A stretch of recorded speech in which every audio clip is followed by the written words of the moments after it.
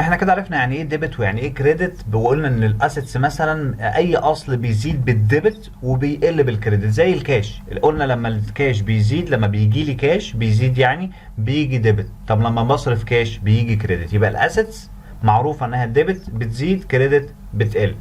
اللايبيلتي عكس الاسيتس، هي والاونرز كابيتال، هي والاونرز كابيتال. اللايبيلتي والاونرز كابيتال عكس الاسيتس، اعرفها كده.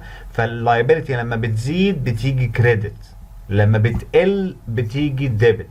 يعني انا دلوقتي لو اشتريت من مورد ما دفعتلوش الفلوس، بقى عليا التزام، فالالتزام زاد فجه كريدت، فجه كريدت.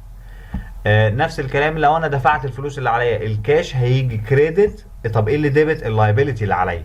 فديبت لايبيلتي اللي هو المورد، والكاش ناقص جه كريدت. فانا عرفت بقى ايه؟ ان اللايبيلتي عكسها. نفس الكلام الاونرز ايكوتي عامله زي اللايبيلتي.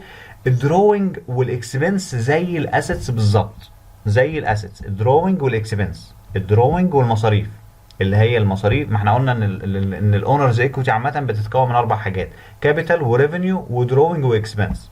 الكابيتال والريفينيو عاملين زي اللايبيلتي، زي اللايبيلتي. انما الاونرز والدروينج عاملين زي الاسيتس بالظبط. فبيجي بيزيد لما الراجل يسحب فلوس فالدروينج زاد جه ديبت. طب ايه اللي جه كريدت؟ الكاش، الكاش جه كريدت. فهنا لما بيزيد الدروينج بيجي ديبت، انما لما بيقل الدروينج بيجي كريدت.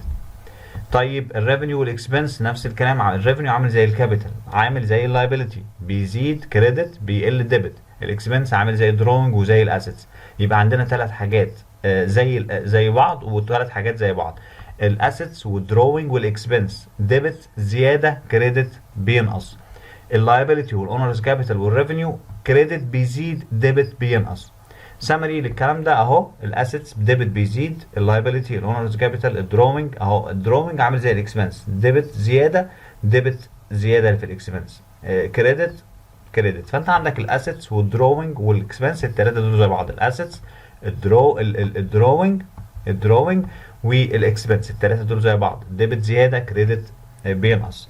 اللايبيلتي عكسهم، اللايبيلتي عكسهم هي والكابيتال والريفينيو. هي ال3: اللايبيلتي والكابيتال والريفينيو. ال3 دول لا بيزيدوا بالكريدت، بيزيدوا بالكريدت.